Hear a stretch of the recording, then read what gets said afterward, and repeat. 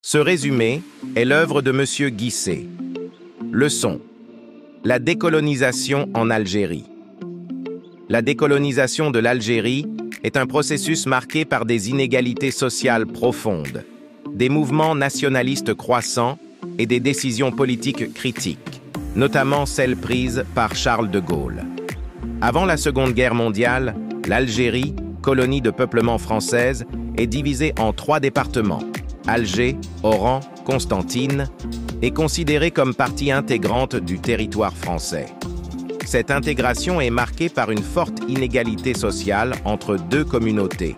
Les Algériens musulmans, 5,5 millions en 1931, vivant dans la misère, et les Français d'Algérie, pieds-peaux noirs, qui, au nombre de 800 000, occupent les meilleures terres et jouissent d'une vie opulente. Ce contexte d'inégalité sociale aiguise le nationalisme algérien, donnant naissance à plusieurs mouvements, tels que les Jeunes Algériens, l'Association des Oulémas et le Parti du peuple algérien, PPA, de Messali Hadj. Pendant la Seconde Guerre mondiale, l'importance stratégique de l'Algérie pour la France entraîne une répression accrue des mouvements nationalistes.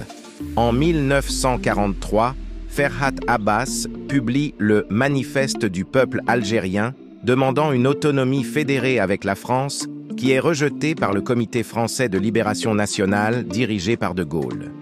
La répression violente des soulèvements, comme ceux de Guelma et Sétif, enfonce un fossé entre les 2 communautés.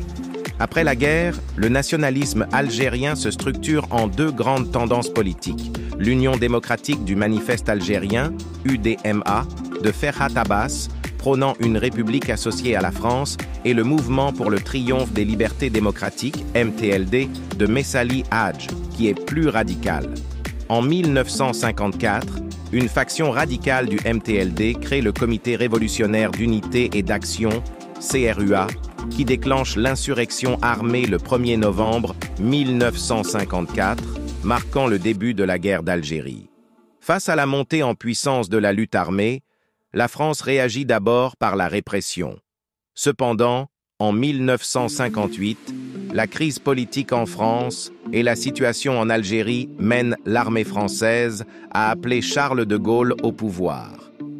Investi de plein pouvoir par l'Assemblée nationale le 1er juin 1958, de Gaulle se rend en Algérie pour tenter une négociation, mais ses offres de réforme sont rejetées par le Front de libération nationale, FLN, qui intensifie la lutte.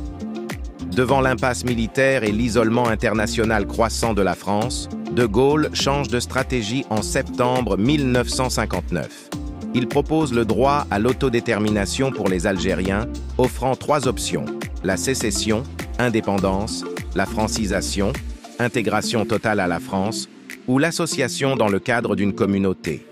Cette déclaration provoque la colère des Pieds Noirs, qui se sentent trahis, et entraîne la création de l'Organisation de l'armée secrète, OAS, une organisation clandestine pro-française opposée à l'indépendance. Malgré les violences de l'OAS, de Gaulle poursuit les négociations qui aboutissent aux accords d'Évian le 18 mars 1962. Un référendum en Algérie approuve ces accords et l'indépendance est officiellement proclamée le 3 juillet 1962. Cette indépendance met fin à 8 années de guerre intense, transformant profondément le paysage politique et social de l'Algérie et influençant les mouvements de décolonisation à travers l'Afrique.